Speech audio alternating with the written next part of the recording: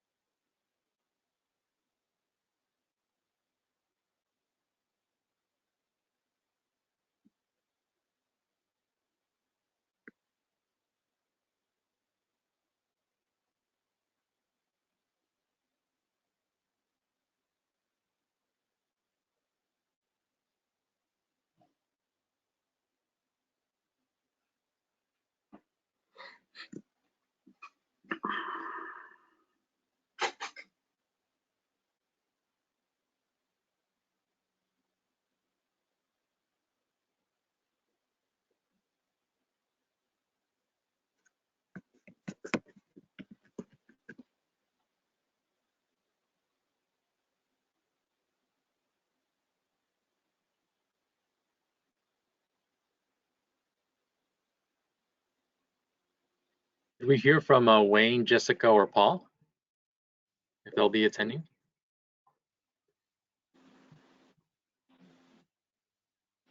Okay, we'll wait a little bit longer.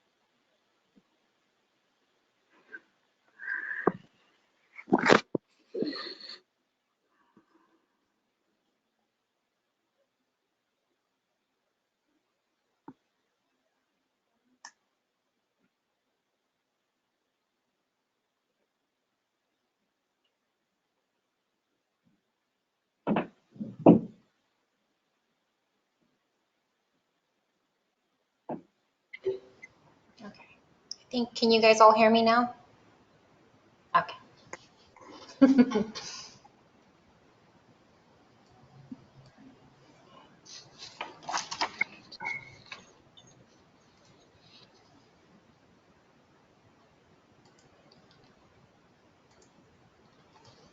Are we ready for roll call?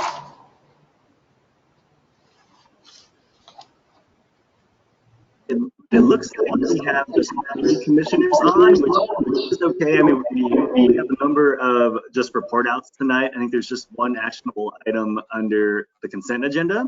So we could skip out on that if the commission wants to move forward with holding the meeting tonight. It looks like there are a few members of the public that are on the call also, and I'm sure they'd like to speak during public comment as well. But I'll leave that up to the chair to decide how we want to proceed.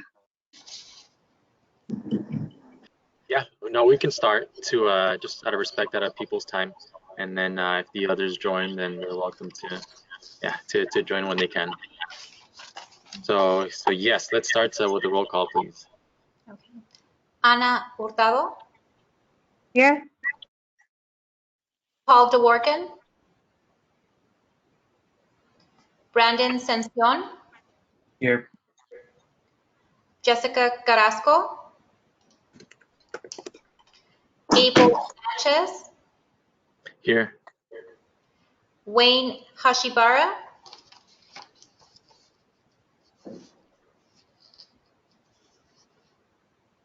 Okay, thank you.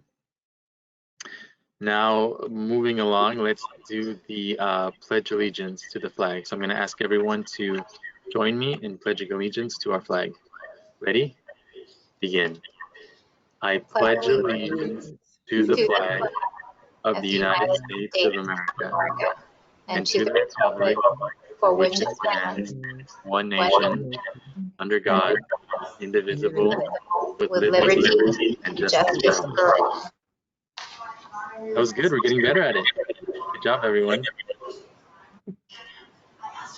Communication. So now is a time where anyone from the public, if they want to comment on an object that is not on our agenda, now is the time to speak up.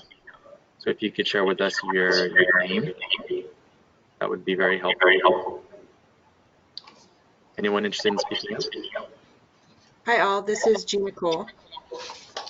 I just wanted to let you know about Bike Month, which is happening across Santa Cruz County. Due to the COVID pandemic, our annual Bike to Work Day in May and Bike to School Day in May were canceled. However, Ecology Action, who takes the lead on Bike to Work and Bike to School, has shifted Bike Month to July. So if you will go to Ecology Action's website, which is ecoact.org, you can sign up there. They have workplace challenges. So if you guys wanted to sign up your rec department to ride bikes, and all you have to do is log one ride, and you are entered to win. They're giving away, I can't remember how many total now, but $100 gift certificates to a bike shop of your choice. So if you're needing some parts or needing a tune-up, you can, have $100 to spend at Watsonville Cyclery or another bike shop of your choice.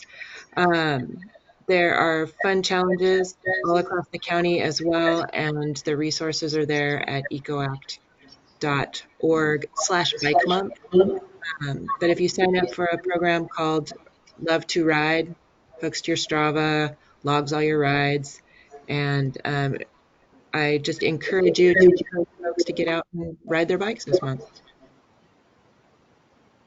Thank you. Yeah, thank you, Gina, for sharing.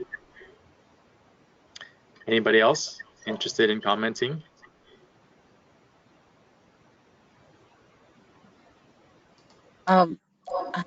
Is this time to comment? This is Graciela, having audio problems.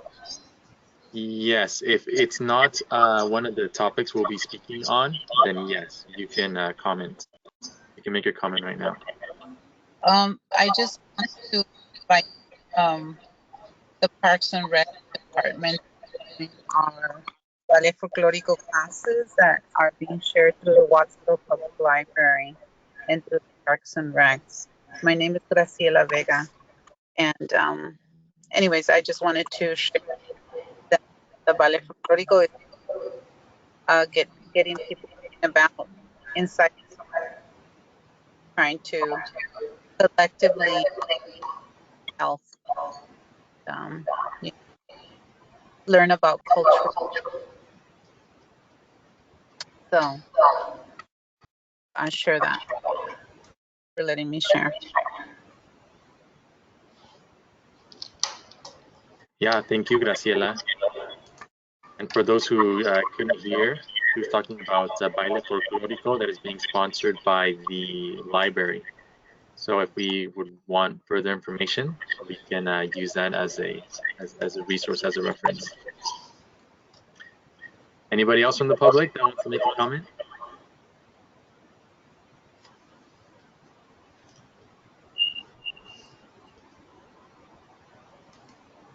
If not, do we have any commissioners that would like to make a comment?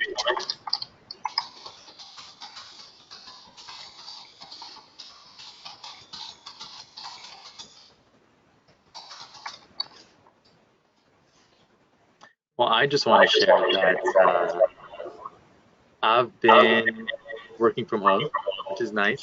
I'm really enjoying it, but one of the aspects that I've been enjoying, not just no longer having to commute, is just the SLUs that I live close to.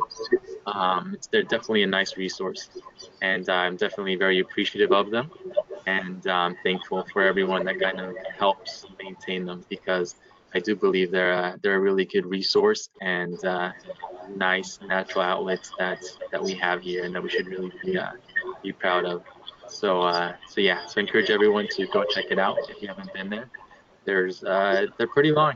There's a lot of running or walking or biking trails, and yeah, take a break from everything that's going on and get some fresh air. I highly encourage it. Nick, do you have a report for us today? I do, yeah, just a few things to update you on before I jump into an overall update on our budget. So a few weeks back, we launched our summer camp. Through the COVID pandemic, we've got 7 groups of just about 12 kids in each group that are going to remain in stable groups throughout the entire summer. So we're in week 5 now, I believe, of our 9-week program. Can't believe things have gone by so quickly, but summer's a little bit more than halfway over already, and we're kind of chugging along. Everybody's having a good time. The other piece I wanted to update you on is that July is Parks and Recreation Month. The theme this year is We Are Parks and Recreation. So despite all of our closures and the fact that we're not able to run the majority of our summer programs, we are still celebrating Parks and Recreation Month in July. There's a calendar up on our website that has a list of all the different activities that we are offering either virtually or in person throughout the month of July. We have a few group exercise classes that are happening, including yoga and Zumba, that we'll be offering throughout every week in July. And we also are going to be featuring Roaming Rex, which is a kind of a program where we're sending our mascot Rex out to each council district throughout the month to offer fun activities for young kids especially. So he's going to be out running around neighborhoods, bringing smiles to people's faces and handing out equipment that will encourage young people to be physically active. So things like frisbees and other fun kind of tchotchkes to just brighten people's day. So we'll have that, and then I think those are my main updates. I did want to walk everyone through an update to our overall budget at this point as well. So I'm going to share my screen here as I pull this up, and give me 1 second here.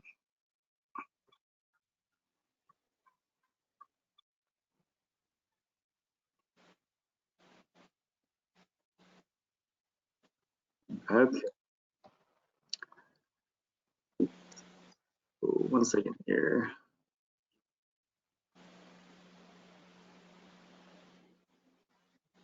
Go to slideshow.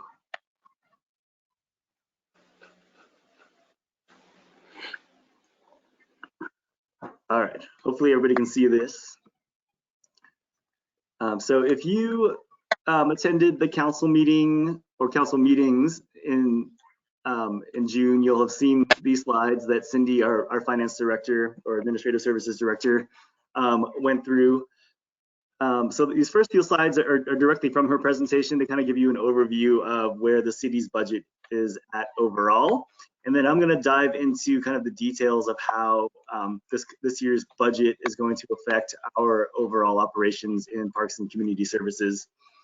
So if you kind of zone in here, you can see that Cindy's projecting an overall drop in revenue kind of across the board, from property taxes to business licenses to community development revenue, and also program revenue from the Parks and Community Services Department. We're looking at a potential 73% decrease in revenue, largely due to the fact that most of our programs currently can't be operated, from our sports programs to special events and to our rental programs.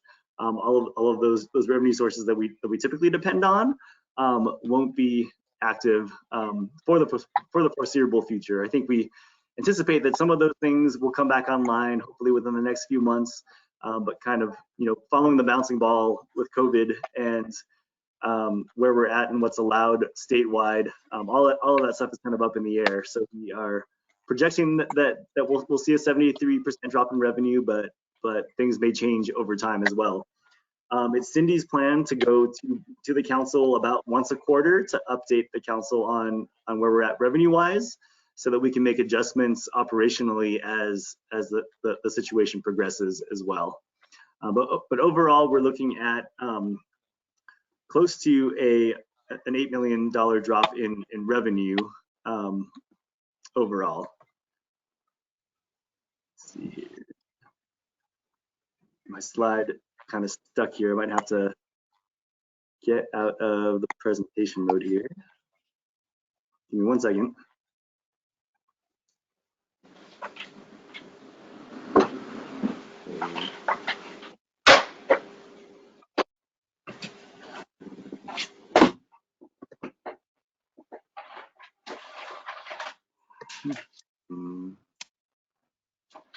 Hold on, sorry, my presentation is stuck here.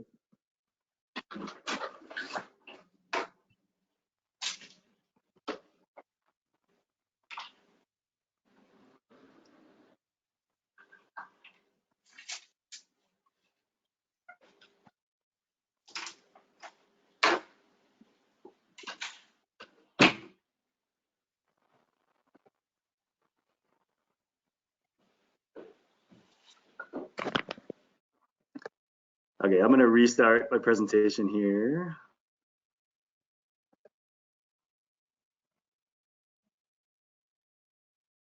Sorry for the technical difficulties, everybody.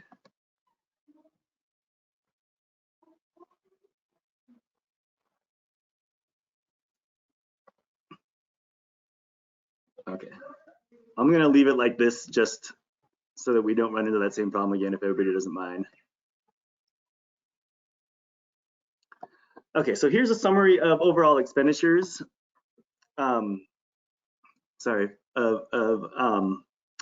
what we're trying to solve for in terms of budget deficit. So Cindy is projecting about a $6.5 million budget deficit, and the way that we're covering for that deficit, at least for now, moving into this current fiscal year, into this next fiscal year, is through three main means here, and you can see how that's split up percentage-wise. We're pulling about $2.2 million from our city reserves in emergency funds, and that's the maximum that we can pull out at this point to help offset that deficit. There's about $1.2 million in non-position savings, everything from cutting training budgets and kind of trimming where we can in terms of expenditures. And then there's about $3 million in personnel and salary savings that is being used to cover that deficit. So there's a few guiding principles that the city manager's office and finance use to help kind of decide on where to make budgetary changes. The first was to limit permanent changes based on temporary circumstances. So what we are trying to do kind of citywide is to limit any kind of change that would be put into place permanently based on the fact that the COVID is kind of a temporary circumstance, and we're hoping to continue to move and progress through the stages of reopening fairly soon. Although again, that's all kind of up in the air based on where we stand as a county in terms of rates of infection. The second guiding principle is that position reductions will be data driven based on a drop in demand for service and or decline in revenues. And unfortunately, this kind of principle here really hits home in our department, given the fact that so many of our services are not being able to be offered at this point. And then the final guiding principle is the careful use of emergency reserves and fund balance. So I'm going to talk a little bit more about kind of the overall impacts to our department budget and how the changes to this budget and the budget cuts will affect our operations. So this slide here gives you just a real quick overview of changes to our overall budget, looking at budget from last year and then what was previously budgeted for fiscal year 2021. And then comparing that to what we landed on in terms of our revised budget that was just adopted by the council a couple weeks ago. So again, we are really looking at kind of a temporary reduction in services, including revenue and expenditures, with the hope that we're going to be able to kind of build things back up again as we are allowed to continue to offer services, or as those services come back online.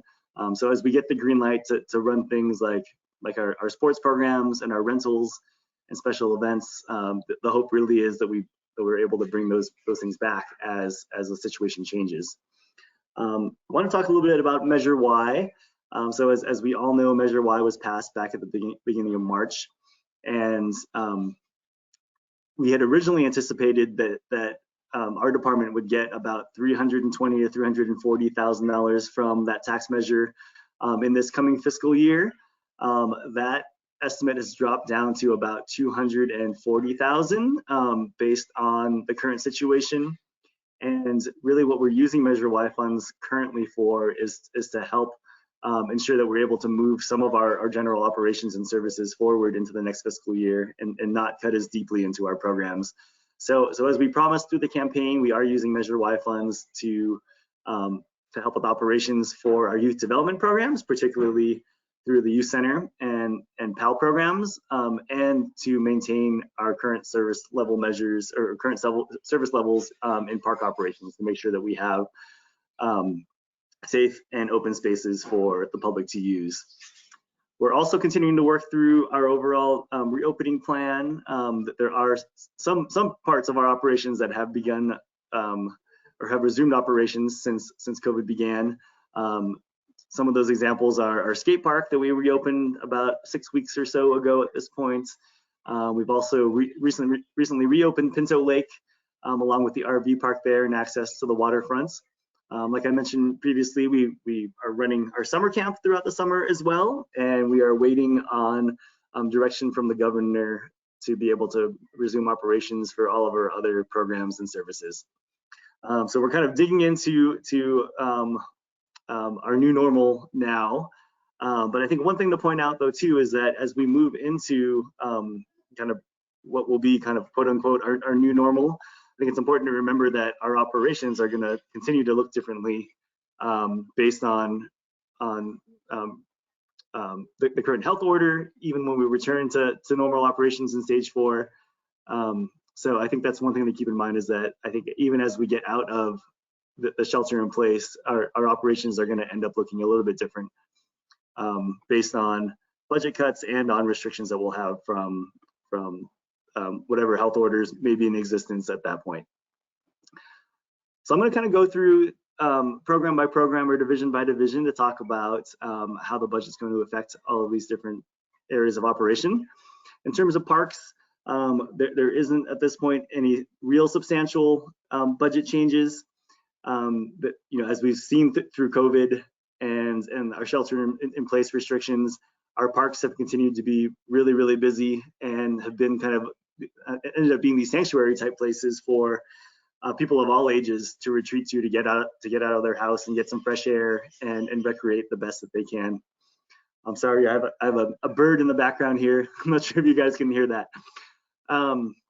So our parks really also represent places that kind of are important in terms of equity and access, especially for members of our community who are most vulnerable and who can't afford to pay for programs. So we've really tried to prioritize our park spaces and make sure that they remain open and safe and accessible to the public. In terms of the current situation, our playgrounds are still currently closed based on current health order, but everything else is virtually open. And we are right now actually working with the school district on some joint use opportunities and are hoping to be able to open up at least a couple of school sites to be used as open spaces before the end of the summer.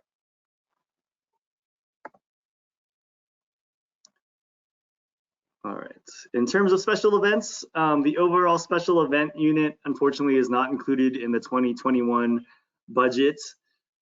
We don't anticipate that we're going to be able to offer the large scale type events that we are used to being able to offer through that unit. Things like our 4th of July parade, which would have happened over this past weekend, our Strawberry Festival, which would normally occur next month in August, our holiday in the Plaza celebration, and those types of events aren't going to be allowed as far as we can anticipate into stage 4 of reopening. So I think as we look forward into the future, we're really looking to also increase the potential for partnerships to plan and implement these types of events moving down the road. Pinto Lake, as I mentioned, is now currently open. We had originally anticipated when the budget was being drafted that we would have a reduction in revenue and expenditures. However, now that the park is back up and open and just about fully operational, we anticipate that budget will kind of end up looking more or less the same. However, we are working on kind of shifting the way that we operate Pinto Lake again, and are looking at releasing an RFP for operations by the end of this summer. And we'll continue to work with the council and keep the commission up to date on revenue and expenditure projections after the first quarter at that facility. As far as facility rentals go, this is another area where we're anticipating a reduction in revenue and expenditures as well. As far as actual rentals, the only things that we are currently allowed to rent for are religious services, group exercise classes, and other services that conform to the current health order. So it might be services that are performed by appointment only. But virtually every other type of event or program or service that we typically rent our facilities for, so things like our wedding receptions and quinceañeras and large parties and whatnot, all of those types of events are still not allowed under the current health order. And we are not sure at this point when those types of rentals will be allowed to resume. So this will be another area that we'll continue to kind of track closely and follow, and we'll adjust revenue and expenditures with the council after the first quarter and on down the road. As far as youth development and PAL, we are continuing to move forward with working towards kind of integrating our programming at the youth center and PAL, although things may just continue to look a little bit differently as we move into the fall. I mentioned earlier, or a couple times, that we're running a summer camp program throughout this summer. And at this point, day camps are really the only kind of youth program that we're able to offer. So the standard way that we've offered programming at the youth center and at PAL, where it's been a little bit more kind of free flowing and loose, where kind of we have kids that come some days but not every day. That kind of program model isn't allowed under the current health order. So we're continuing to monitor the situation and figure out what we're going to be able to offer as we move into the fall. A lot of that is also going to hinge on what the school district schedule looks like for mostly elementary and middle school age youth as we get into the fall semester or fall quarter of school. The district is still working through that process and figuring out what scheduling is going to look like, whether or not kids are going to be in school for half the day or a few days out of the week, with some remote learning kind of mixed in between. But we are in conversation with the district also to help figure out how we can help meet needs of parents as that all gets figured out. So I think that's about it for youth development. I'm going to move on to the next one here. In terms of older adult programming, there are some reductions in our teammate expenditure budget at the senior center, since the facility itself, in terms of timeline for when we can reopen is still pretty unknown.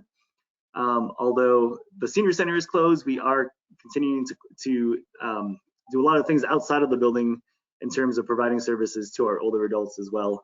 So we've done a lot of coordination with senior food providers since COVID began, working with our partners at Meals on Wheels and through the food bank, along with Gray Bears and through the county's Great Plates program. We've also provided some support to Project Elderly Care as well. We are continuing to put out a monthly newsletter to seniors that provides them with a number of resources throughout our community that they can tap into. We just recently launched about 2 or 3 weeks ago our Senior Center Without Limits program as well. That's a partnership between the city of Watsonville, the city of Santa Cruz, and Community Bridges that basically offers older adults throughout the county access to a number of different virtual classes.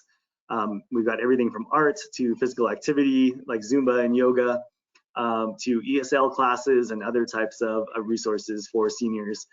We also have a number of Amazon Fire tablets that we are distributing to seniors as well. Seniors who are interested in that program can contact the Senior Center and find out more about that. We're also continuing to work on our overall strategic plan for older adults and our age-friendly community initiative as well. We do also have some limited services that are being offered by appointment only at the Senior Center. And again, like I said, the opening date for full operations at the Senior Center is still unknown at this point. In terms of sports and aquatics, we, again, just like many other areas, are anticipating reduced revenue and expenditures in this program area as well. In the budget, we have an anticipated start date of September, and anticipating that we'll have a number of modifications in the way that we operate these programs as well. Although this is one that again is kind of up in the air still, and we're waiting for direction from the governor on.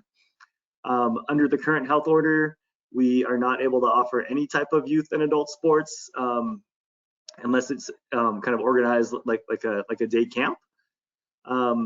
Anticipated opening for youth sports is in phase 3, and again, we are really just waiting on direction. I know all of our local sports leagues, along with the school districts, as they kind of work through managing how they're gonna offer, or if they're gonna be able to offer school-based sports in the fall.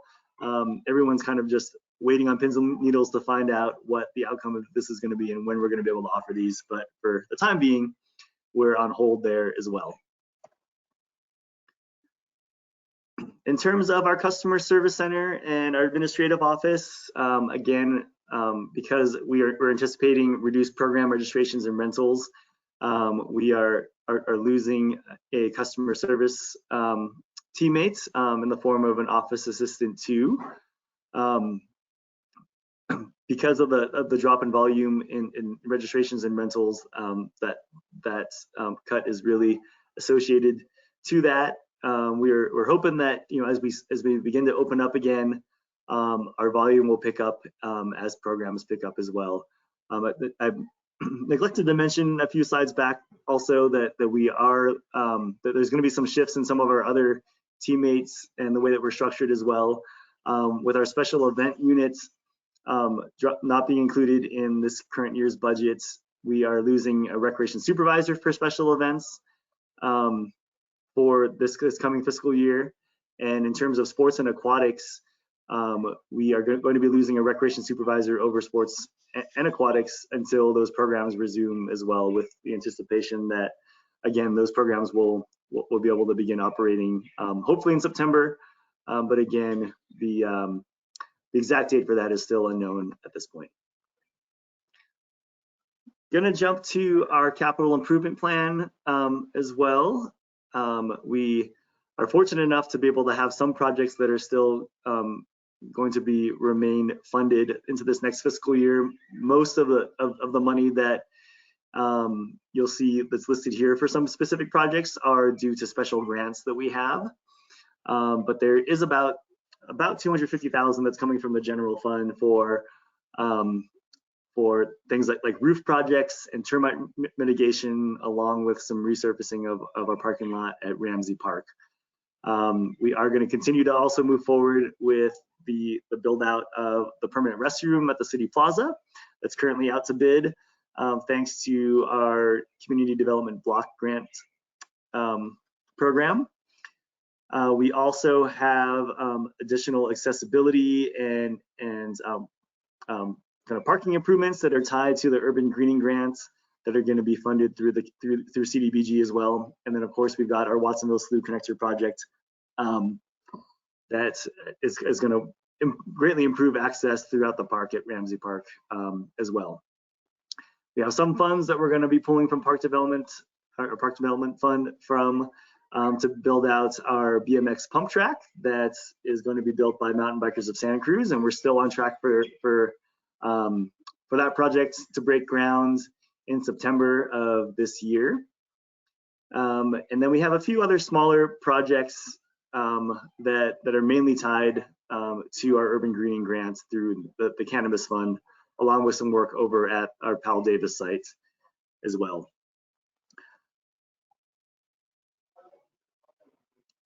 Okay, so moving down the line as we get further into this next fiscal year, some of the overarching themes that we're still kind of uncertain about are the overall impact of the economic crisis that is really triggered by the public health crisis, and as that continues to evolve and change, that's really going to have a big effect. I think not just on kind of civil unrest, but also on where we are economically as we move into this next fiscal year.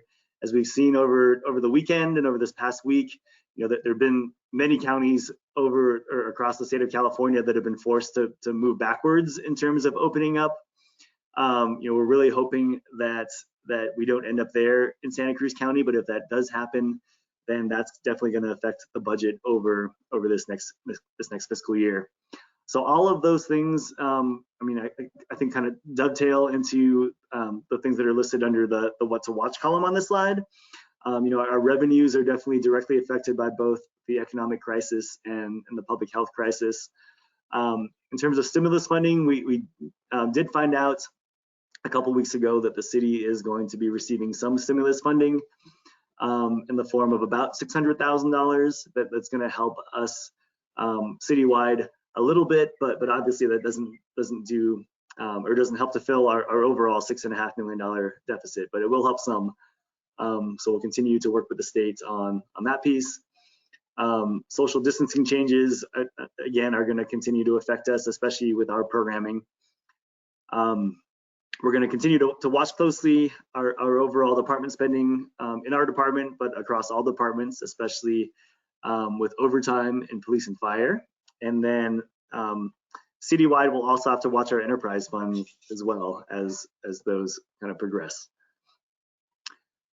So in terms of overall timeline, by the end of August, Cindy will have an end of year property tax and sales tax update for the council, which will really kind of be our first benchmark in terms of where our overall city revenue sits for this coming fiscal year. And then she'll do a quarter 1 update in November and a quarter 2 update and budget outlook in February. And I'll bring updates to all of you as well as all of these things progress. That brings us to the end of our budget presentation. Sorry, that was a little bit long-winded, but if anyone has any questions at this point, I'd be happy to take them. I have a quick question, Nick. Can you hear me, by the way? Yes. Okay. So thank you for all of this information. It definitely gives us an idea of, you know, how the department is doing in terms of maneuvering through this new normal, which is still changing. And so my question was related to, you know, in the event, you know, we don't know when it's going to happen, but in the event that we move into, you know, phase 3, whether it's in September or sooner or later, can you kind of give us an idea of what a timeline would look like in terms of, you know, what we would have to do to adjust the budget in terms of, you know, what we have to spend for our programming?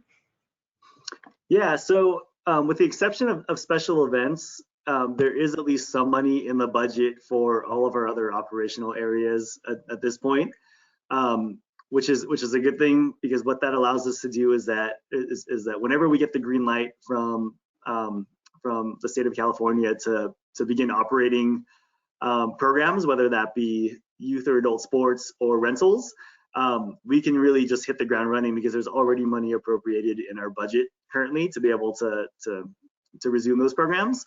And we can also, you know, bring back our teammates as well to be able to operate those programs.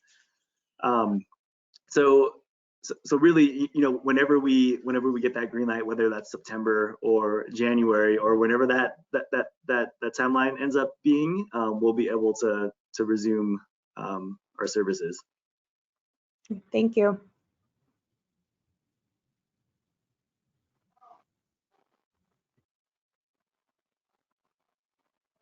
Anyone else with questions?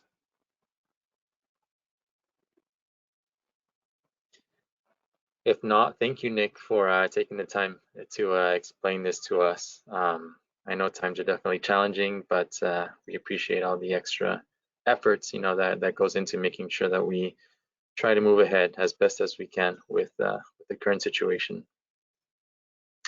Moving along, I don't think anyone joined us since we started, the commissioners. So I don't believe we can approve the agenda. We'll push that back until the next week, the consent agenda, the minutes from the previous agenda. And so we'll move along to number 6, the Parks and Community Service Strategic Action Plan by Director Nick. You're on mute. Thank you. I'm going to share my screen again and walk you through our overall strategic plan. If I can find it here. Hold on one second here.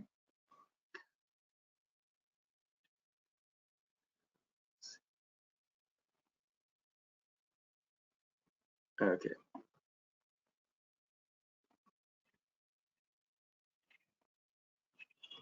Give me one second here.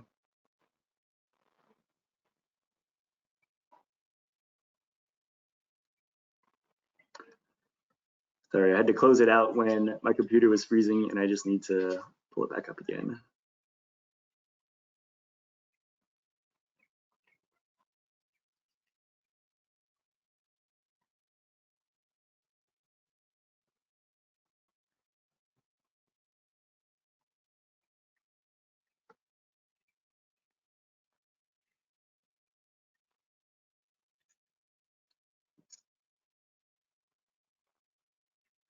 Okay, here we are.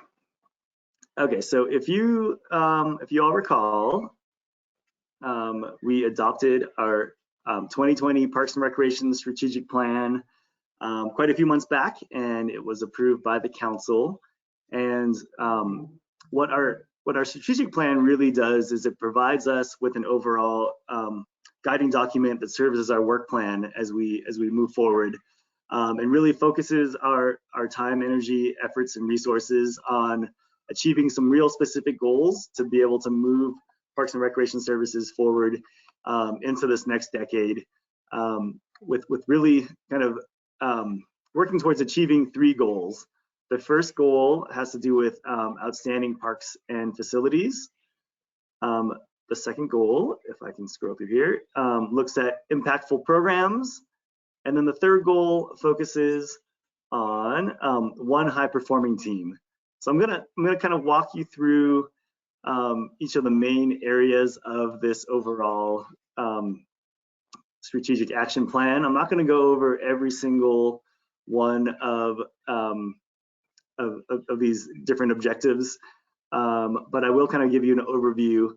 And you'll see here too that there are some areas that we've carried into this current fiscal year.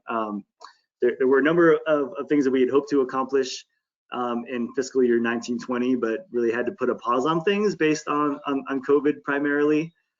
So there's a number of carryovers. There's also some things that we're putting on hold this current fiscal year as well that we were hoping to get to this year because of COVID.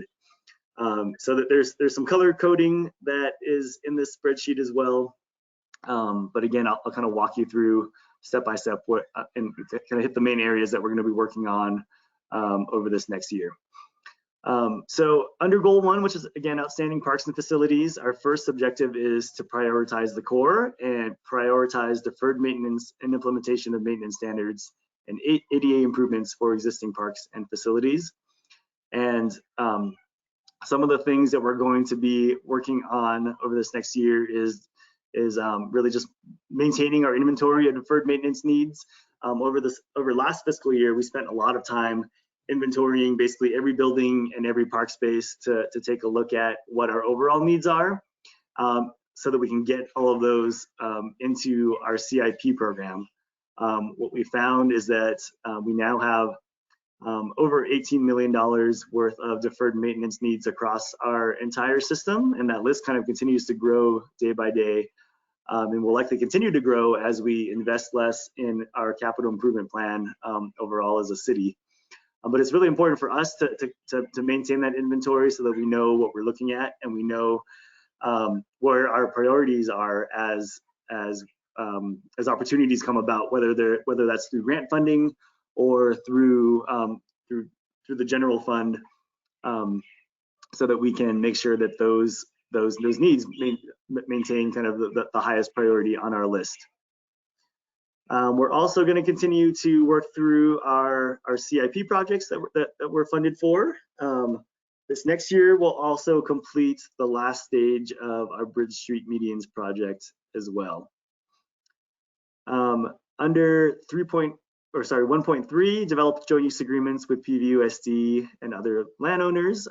Like I mentioned, we are working with the district right now to pilot at least 2 sites that we're hoping to open up for joint use before the summer ends. Right now, we're looking kind of primarily at Radcliffe Elementary School and Landmark Elementary School.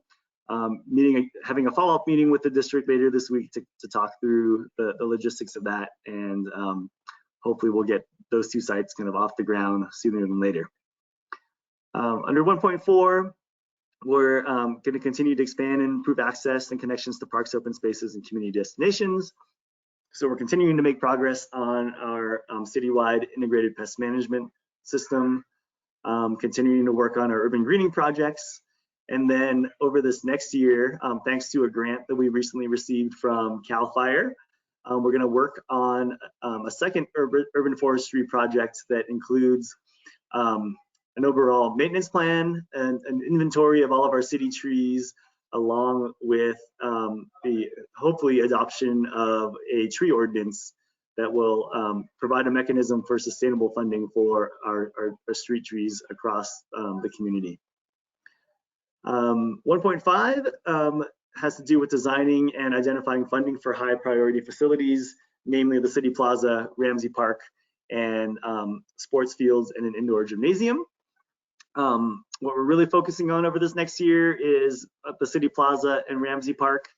Like I mentioned during the budget discussion, we are continuing to work on the construction of the permanent restroom at the City Plaza, and we'll also reapply for funding for the overall City Plaza project. At Ramsey Park, we're going to continue working on our urban greening grant that will improve trail access there, and we'll also complete the construction of our pump track at Ramsey as well.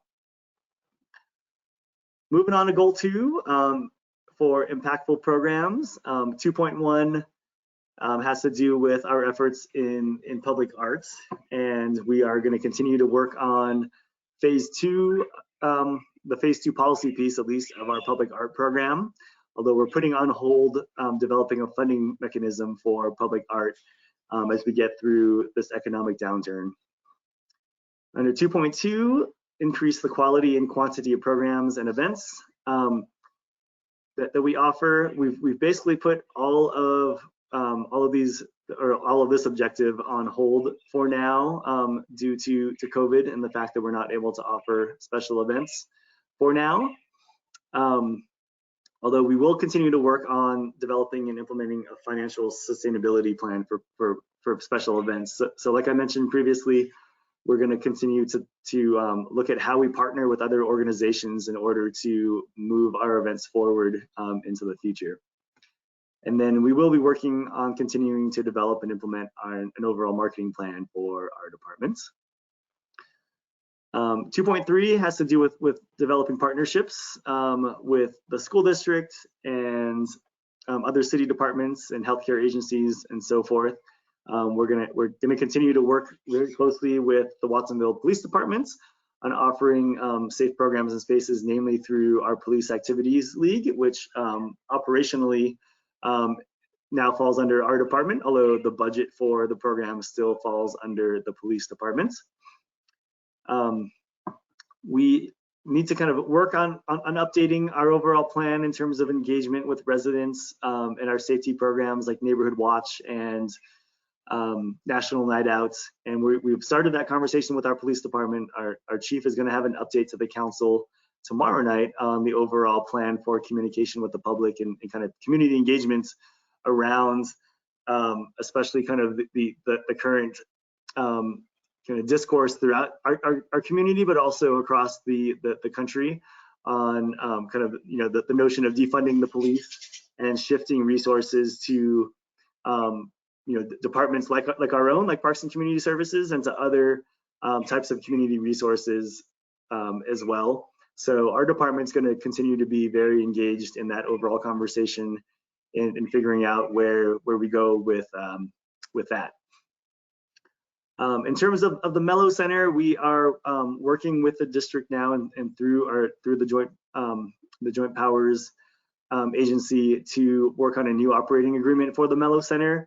You know, mainly because we are not able to operate the facility, but also because we have less teammates in our department to be able to manage that facility. So we're looking at kind of a temporary shift in the way that we operate the facility until things kind of come back to normal. We'll be working on a volunteer program and an Adopt a Park program throughout this next year as well, and we'll continue to coordinate with regional partners, including county parks and healthcare agencies like the Pajaro Valley Health Trust and so forth. In terms of youth development, so 2.4 is creating a community that values youth by fostering developmental assets. We've put some of these things on hold, especially around kind of creating a larger youth development movements throughout the community, but are continuing to coordinate youth programs and services across the city of Watsonville, at least. In terms of our strategic plan for youth development and youth programs, we're really needing to kind of take a look at what our overall youth programs look like moving forward, especially due to COVID and the restrictions that we have for how we can operate youth programs. So things are looking really, really different as of now, and we're having to kind of take a step back to figure out what those programs are going to look like. And again, a lot of that's going to depend on how our school district moves forward in offering their curriculum and schedule. We are continuing to move forward with our Youth Action Council, although that's been quite challenging throughout this pandemic as well, having to move things virtually. So we're also kind of taking a look at how that looks different across, moving into this next fiscal year as well. We're also working, continue to, looking at the way that we increase number of programs is going to look different, again, based on the current health situation. Our overall strategic plan for sports is also on hold due to COVID, and again, we'll resume programs when we're allowed to do so. 2.5 has to do with age-friendly communities and our services for seniors and older adults. And like I mentioned, we are moving forward with working through developing an age-friendly action plan, and we'll continue to work through that even throughout COVID. We are again kind of at a pause with our programs at the senior center, and won't be able to move forward with opening that facility until we get the green light from the governor's office. All right, so our last goal is again focused on creating one high-performing team in the Parks and Community Services departments. A lot of this has to do with being able to make sure that we're financially sustainable, but also looking at building an innovative and responsive dynamic team. So goal 3.1 has to do with developing sustainable funding sources. So our first objective here is to advocate for funding for through our CIP and CDBG funding processes to work on our deferred maintenance needs. We're continuing to do that. We're putting on hold a revision to our park and lieu fees and our park development fund as we get through this economic downturn. And then we'll continue to provide support to our friends group and to recreation advocates to help build other funding sources that can provide things like financial assistance to those who can't afford to pay for some of our fee-based programs.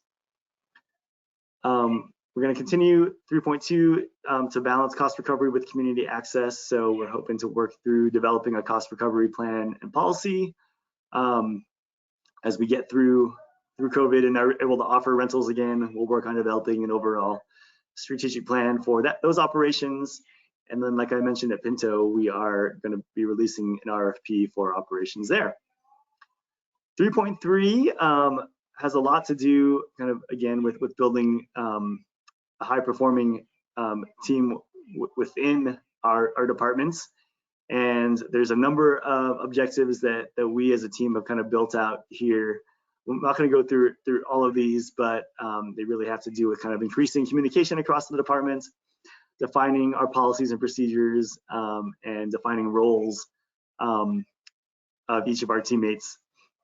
Some of that is also kind of in flux now as we get into this next fiscal year where we're losing some teammates and responsibilities are being shifted kind of here and there. But that kind of takes us to the end of this document. I just wanted to give you all an overview of some of the things that we're going to be working on over this next fiscal year, but I'd be happy to take any questions that you might have on this document as well.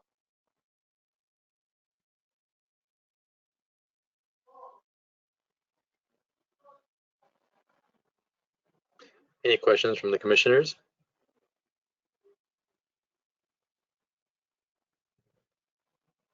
Perfect, Nick, you did an amazing job. No questions. Thanks again for sharing that information with us. Next, we have updates on the 3 grants that we approved previously for the public arts projects with Adriana. Yeah. Let me go ahead and share my screen. Good evening. All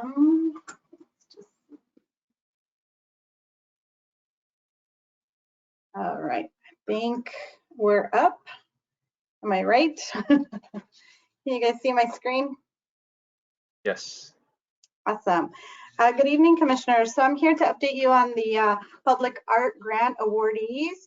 And it's just a project update in consideration of COVID-19 and the shelter-in-place orders. So a little bit of background.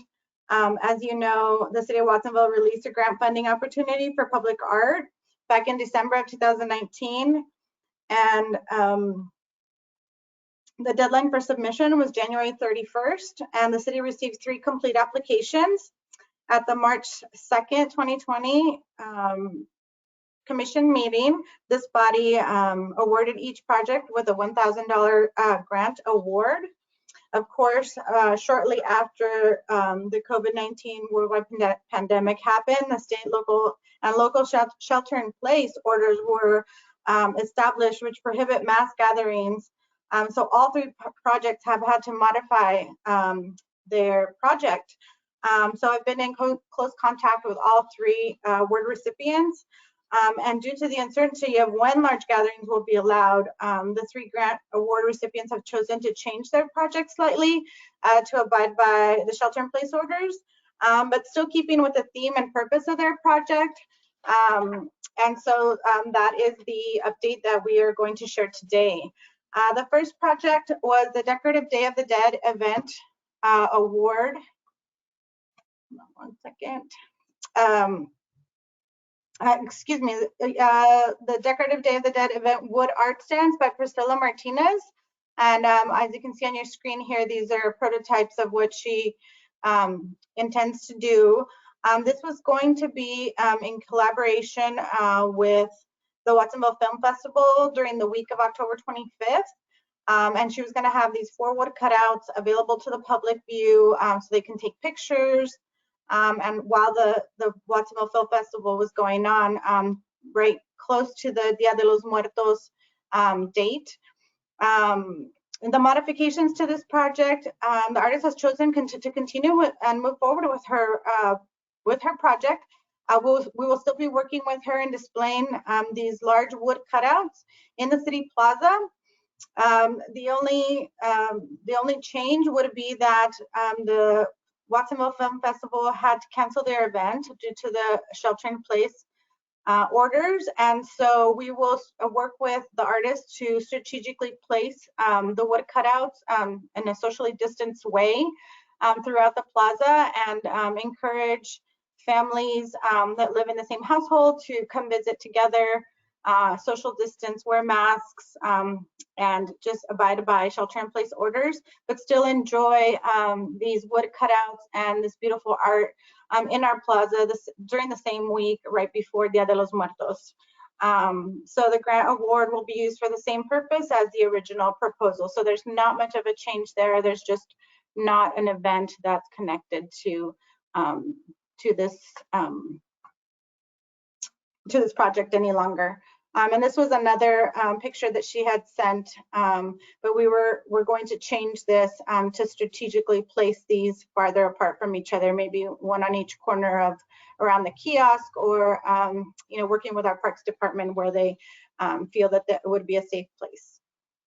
The next event is, the next award recipient was Esperanza del Valle's 40th anniversary celebration by Esperanza del Valle Inc. The original event was a large gala performance scheduled for September 25th and 26th at the Mello Center here in Watsonville. It was going to feature 6 regions of Mexican folkloric dance, also 2 different musical groups. And of course, due to the shelter-in-place orders, there is no mass gatherings at this point, and all of the performances and any events at the Mello Center have been canceled. And so they have decided to go ahead and cancel that event.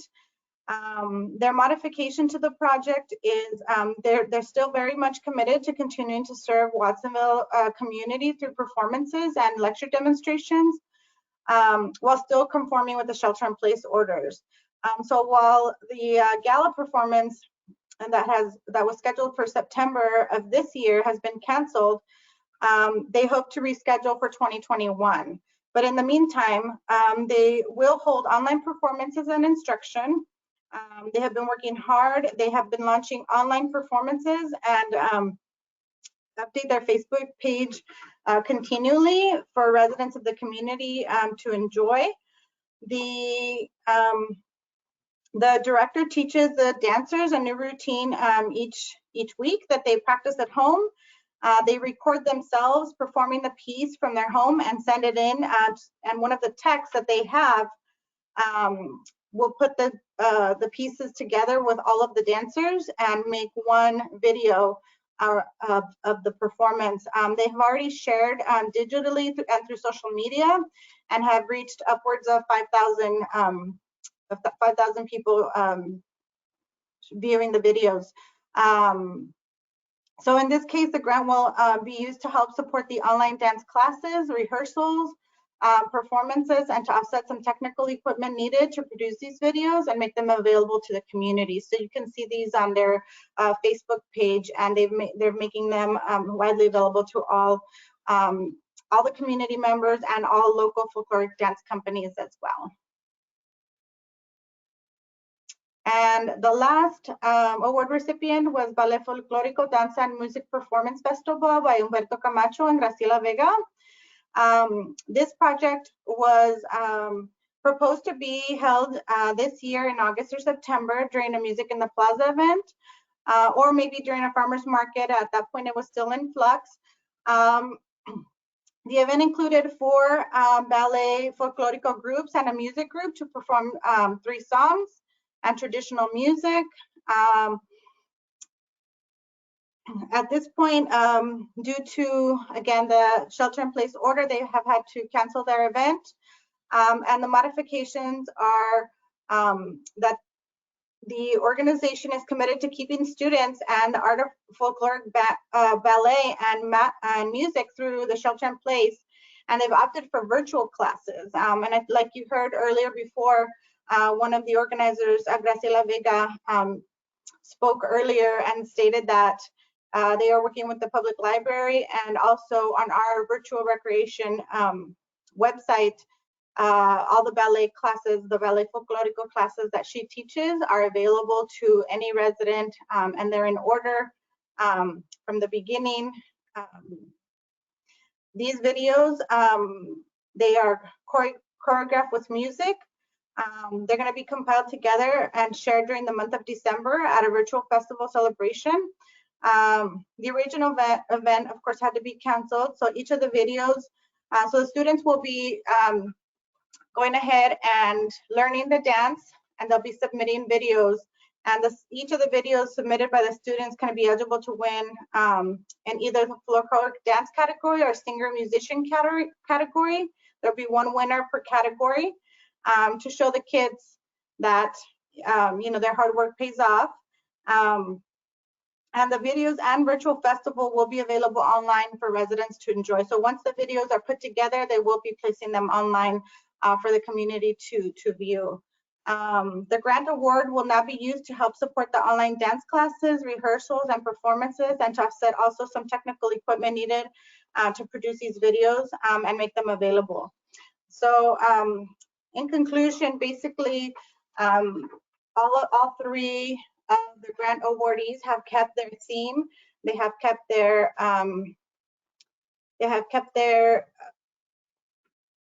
original theme and purpose for their award. They've just made some small changes. There's been an increase in their technical costs because of the virtual classes and putting performances together. And I did not share this last slide. I apologize. This is the virtual ballet folklorico classes with Graciela Vega, and it has, here's the introduction, and then it's a YouTube channel, and so you can easily find her channel. I have the link there, but if you go to our website, it's on our virtual recreation center. And the videos are very nicely put together. They also have some cultural and other aspects of the region of the dance that is being presented, some clothing and other artifacts from that region. So they're really well put together videos. So I apologize for not showing those, but here's the slide. And so in conclusion, all 3 grant awardees will still be using the same award for their theme and their purpose, and they're wanting to reach out to as many people as possible, offering all of their classes virtually, and have made those adjustments. And if you have any questions, I'm available for to answer those. And that concludes my report. Thank you, Adriana. Questions from the commissioners? I have more so of a comment. Thank you for the report, Adriana. It is unfortunate that, you know, the current situation has, you know, led to the last two events being fully canceled. The first one partially adjusted, but I'm glad to see that all three have found ways to kind of work around those challenges to still bring something very positive to the community. And Graciela, I see you're still on, you're still listening. I just wanted to thank you for putting on the workshops. I have seen them circulating on Facebook, and I've seen people excited to watch or participate, and I've seen positive feedback from the community already. So I wanted to thank you, and I don't think any of the other awardees are on the call, but a big thank you to everybody who is putting on these events for the community. They're super enriching, and as a community member, I'd love to see events like this being organized. I know that there's a lot of planning and a lot of effort that goes behind these events. And I'm excited to see somebody planning them, community members planning them and bringing them forward. So thank you, Graciela, and thank you, Adriana, for the report. You're welcome. Yes, I was just, when in talking to them, just each one of them, their perseverance and really community love for our community and wanting to share their craft is just amazing, and you know, really positive and uplifting. So yeah, I agree.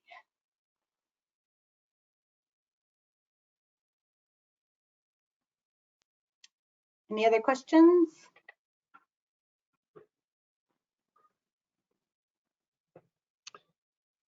If there are none, then last we have the Parks and Recs Commission work plan review, which I believe is Nick that's going to help us out.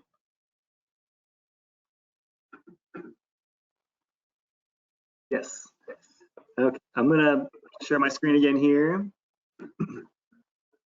So this is the PRC's work plan for 2019 and really fiscal year 2019-2020.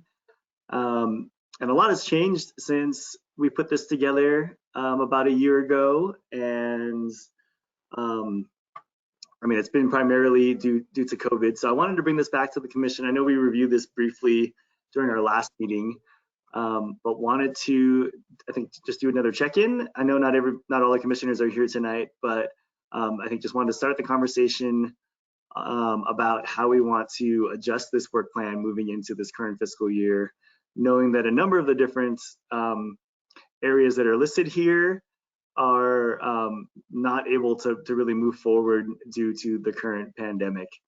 So I want to put this out there, and I know we just reviewed our overall strategic plan for the department as well. So I think that there's areas that aren't listed on this work plan here for the Parks and Rec Commission, but we're listed in the overall strategic plan that the commission is interested in kind of being more involved in. I think it might make sense to kind of point some of those out and maybe add them to the work plan if you're interested in doing that. Yeah, just wanted to kind of bring that back to the commission for discussion. And then next meeting, we can bring it back again with some revisions to this document when we've got a more full attendance from the commission. So yeah, just putting that out there. Happy to answer any questions or kind of entertain any thoughts that you might have on the work plan.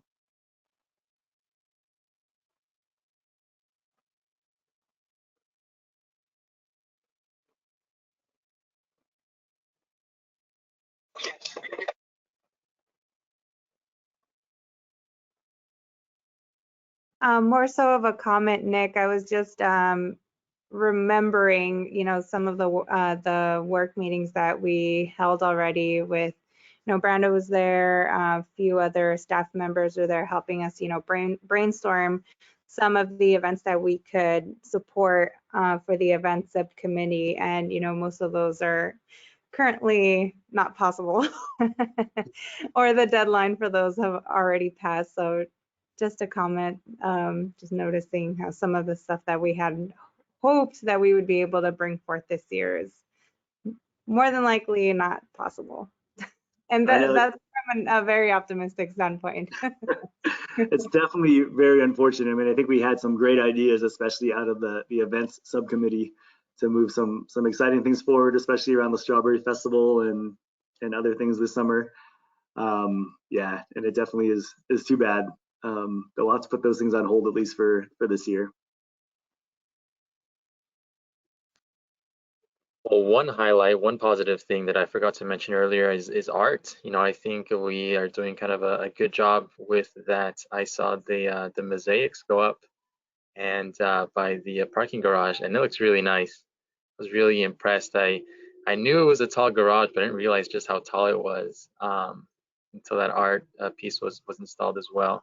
So I saw that, and then Ramsey Park as well. There was a small little mural that was made talking about the census. I kind of encourage everybody to count yourself. So it's unfortunate, right, as was mentioned, to see most of these things be placed on hold, but it seems like, art, we kind of move forward with that one, and at least, we have that to kind of keep us going, keep us going strong. So yeah, definitely very happy about that. I think it really brightens, and adds character and charm to our community. So yeah, definitely very proud of that. Yeah, and just to add on to that, I think that first work plan objective or project with like around public art could remain on the work plan moving forward as well, because there still will be work to be done over this next year as we work on developing phase 2 of our public art program.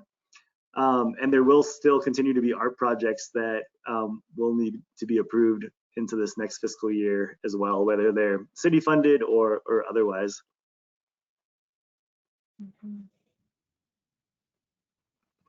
I think the other two that we could consider leaving on are project number 2, develop a citywide integrated pest management policy. We're still planning on moving that forward over the next couple of months. And I know, Abel, you'd expressed interest in being involved in that. So that could continue, or that could be one that also continues. The other one that, I guess is kind of a question mark is number 4, the PRC Social Committee. I'm not sure how many social things or events that we can hold over this next year, given that we're supposed to be social distancing and whatnot. So that could also be one that we cross off. I'm kind of jumping around here, so sorry for that. But project number 3 with the strategic plan, I just shared that with you. So I don't know if there's a whole lot of work for the commission on that end moving down the line, unless anybody has any thoughts on that. But number 5 and number 6, the special events subcommittee and the outreach subcommittee, I think we kind of have to, or recommend that we put those on hold, at least for the time being, until we get clearance to resume some of those activities again. Question, Nick, for project number 6, the outreach subcommittee. So was the purpose or based on whatever conversations were held regarding how to move some of these projects forward, were those ideas more so like physical activities, or I know, for example, the Parks Department has been holding, virtual activities. Are those kind of activities that could be supported through efforts given under the outreach subcommittee?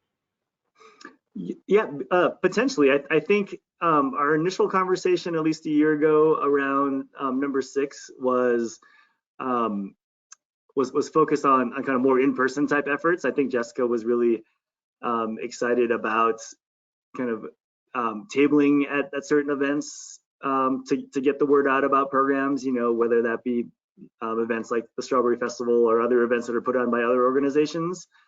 I think that was really kind of the main purpose of this one. But that doesn't mean that we couldn't kind of revise this one also to make it, or to kind of shift the focus based on where we are today with COVID. It really could be something different and focus more on kind of like virtual or online activities around outreach, or it could be, I mean, a whole shift, a complete different shift too, like where it's more focused on programs that are kind of sponsored or driven by the PRC as well. So I think you could take it in a few different directions depending on what the commission's thinking. Right.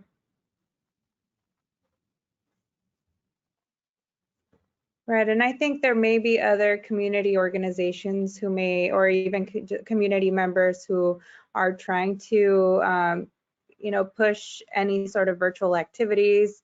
Just a thought, maybe the commission could partner, or the department could partner with other organizations to not so much duplicate efforts, but work together to push those projects, and just to give it more, a little bit more spotlight in the community, so that more community members are aware of different activities that they can participate in from home, or, you know, in socially distant, appropriate ways given the protocols of the shelter-in-place order. But just an idea of something we can incorporate to that committee.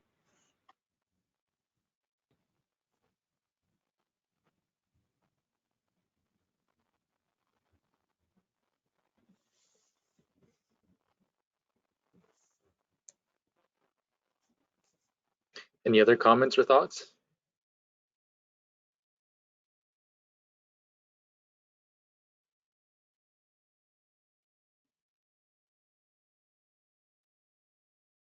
Okay, well, what I could do between now and the next meeting is I can work on kind of cleaning up this work plan. I can take number 5 off if everyone's okay with that, and then maybe work on revising number 6 to reflect some of the thoughts that Anna had, if everyone's in agreement on that, to kind of refocus things and look at how we partner with other organizations to promote kind of all the different virtual activities and programs that are available to the community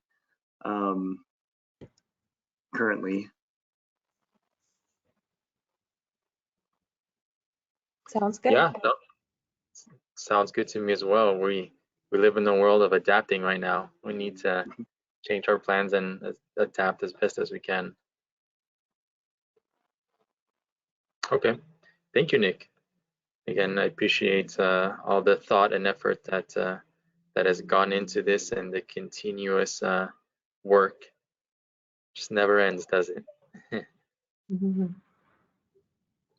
So with that, I believe we are at the end of our meeting. It was really good seeing everybody. Good to see everyone and staying safe and healthy, and continuing to move forward.